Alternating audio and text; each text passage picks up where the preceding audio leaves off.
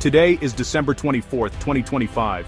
As the year draws to a close, Americans are facing a rapidly changing landscape when it comes to gun ownership and the laws that govern it. The conversation around firearms is evolving, and the headlines are reflecting a sense of urgency and uncertainty that's rippling across the nation. A headline is making waves: 7 states to end concealed carry permits in 2026. Newsrooms are buzzing, social media is ablaze, and gun owners everywhere are asking, what does this really mean for my rights and responsibilities? The announcement has sparked heated debates, with some fearing a loss of freedoms and others welcoming what they see as a step toward greater public safety. But the reality is more nuanced than the headlines suggest. States aren't ending the right to carry a firearm altogether. Instead, they're shifting their approach, moving away from traditional concealed carry permits and introducing new permit-to-purchase laws. This means the focus is changing from regulating who can carry a gun in public to scrutinizing who is allowed to buy a gun in the first place. In this report, we'll break down what's actually changing, with a special focus on Oregon and Washington, 2 states at the forefront of this legislative shift. We'll explore how these new laws are being crafted, what they require from gun buyers, and how they differ from the systems that have been in place for decades. The shift is significant. It's a move from regulating who can carry a gun on the street to regulating who can even purchase one. This means more paperwork, more background checks, and potentially new training requirements for anyone hoping to buy a firearm. For gun shops and buyers alike, the process is about to become more complex, and some argue, more thorough. Throughout this chapter, we'll separate fact from fiction. We'll hear from gun owners, law enforcement officials, and legal experts to explain what these new laws mean, not just for those who own guns, but for the broader debate about safety, rights, and responsibilities in America. The story isn't about the end of concealed carry, but rather the beginning of a new chapter in America's ongoing conversation about gun policy. It's a story about adaptation, about how laws evolve to meet new challenges, and about the balance between individual rights and collective security. So let's take a closer look at what's really happening, why these changes matter, and how they could shape the future of gun ownership in the United States. Whether you're a gun owner, a policymaker, or simply someone concerned about the direction of our country, understanding these shifts is more important than ever. The right to carry firearms in the United States is deeply rooted in the nation's history, stretching back to the founding era. The Second Amendment, ratified in 1791 as part of the Bill of Rights, enshrined the right to keep and bear arms. But what that meant in practice has always been a subject of debate, shaped by changing social attitudes, legal interpretations, and the evolving needs of American communities. Early American law books reveal a patchwork of local and state regulations, reflecting the tension between individual liberty and public safety that has persisted for centuries. In the 1800s, the landscape of gun laws was far from uniform. Many states and cities actually viewed concealed carry with suspicion, associating it with criminal activity or dueling. Laws were passed to restrict the hidden carrying of pistols and other weapons, while open carry was often tolerated or even expected in some frontier communities. These early restrictions were not necessarily about banning guns, but about regulating how and where they could be carried, aiming to reduce violence and maintain order in rapidly growing towns and cities. The modern concealed carry movement began to take shape in the late 20th century. A pivotal moment came in 1987, when Florida passed its shall-issue concealed carry law. This law required authorities to issue permits to qualified applicants, removing much of the discretion that had previously allowed local officials to deny permits for subjective reasons. Florida's move was closely watched, and it quickly became a model for other states. Over the next few decades, a wave of similar laws swept across the country, fundamentally changing the legal landscape for gun owners.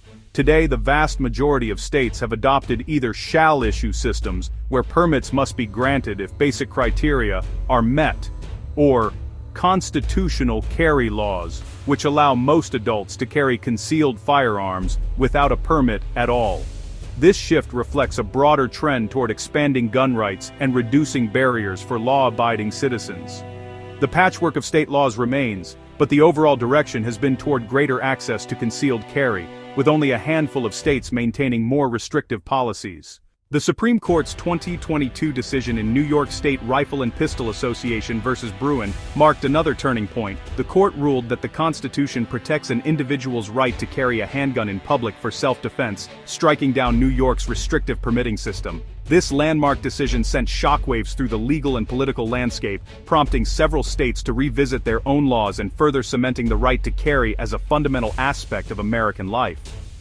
Against this backdrop, the idea that 7 states would suddenly abolish concealed carry permits altogether seems surprising and even counterintuitive. Such a move would run against the prevailing national trend of expanding, not restricting, the right to carry. Instead, what we're seeing is a more nuanced evolution of gun laws, with states experimenting with different approaches to regulation and enforcement. In places like Oregon and Washington, recent laws have focused on adding new regulations at the point of sale, such as enhanced background checks and waiting periods, rather than imposing new restrictions on carrying firearms in public. These changes reflect ongoing debates about how best to balance public safety with individual rights, and they highlight the complexity of gun policy in America today. To truly understand the current moment, it's essential to look at the broader historical context. The story of concealed carry in America is not one of simple expansion or contraction, but of constant negotiation between competing values and priorities. Each new law or court decision builds on a long legacy of debate, adaptation, and compromise. Ultimately, the real story is about the ongoing evolution of regulation, not a straightforward rollback of rights. As laws continue to change, understanding their roots helps us make sense of the present and anticipate the future of concealed carry in America. You may have seen headlines or viral posts claiming that 7 states are about to end all concealed carry permits by 2026, but let's set the record straight. This claim is simply not true. Despite what some news outlets and social media posts suggest, there is no sweeping movement to eliminate concealed carry permits in these states. In fact, the reality is much more nuanced and less dramatic than the headlines would have you believe. The confusion stems from a misunderstanding between 2 very different types of gun permits: concealed carry permits and permit-to-purchase requirements. These are not interchangeable, and mixing them up leads to a lot of misinformation. Concealed carry permits are about carrying a hidden firearm in public, while permit-to-purchase laws are about the process you must follow before you can legally buy a gun in the first place. To clarify, a concealed carry permit allows a person to legally carry a concealed firearm, usually after passing background checks, completing training, and meeting other requirements. On the other hand, permit-to-purchase laws require you to obtain a permit before you can even purchase a firearm, adding an extra layer of regulation at the point of sale. These 2 processes serve different purposes and are governed by separate laws. In states like Oregon and Washington, concealed carry permits are still very much in place. What's new is the introduction of permit-to-purchase requirements, which means there's now an additional step for those looking to buy a gun. This change is about tightening the process for purchasing firearms, not about removing the right to carry them with a permit. As for the claim that 5 other states are following suit, there's no credible evidence to support this. No coordinated legislative effort has been found in these other states to end concealed carry permits. Most of the legislative changes happening right now are focused on purchase regulations, not on concealed carry. So where did this 7 states story come from? It appears to have started with a viral social media post that exaggerated or misunderstood recent legislative changes. As the post spread, the details got more distorted, leading to widespread confusion and alarm. The real debate happening right now is about how people buy guns, not about whether they can carry them with a permit.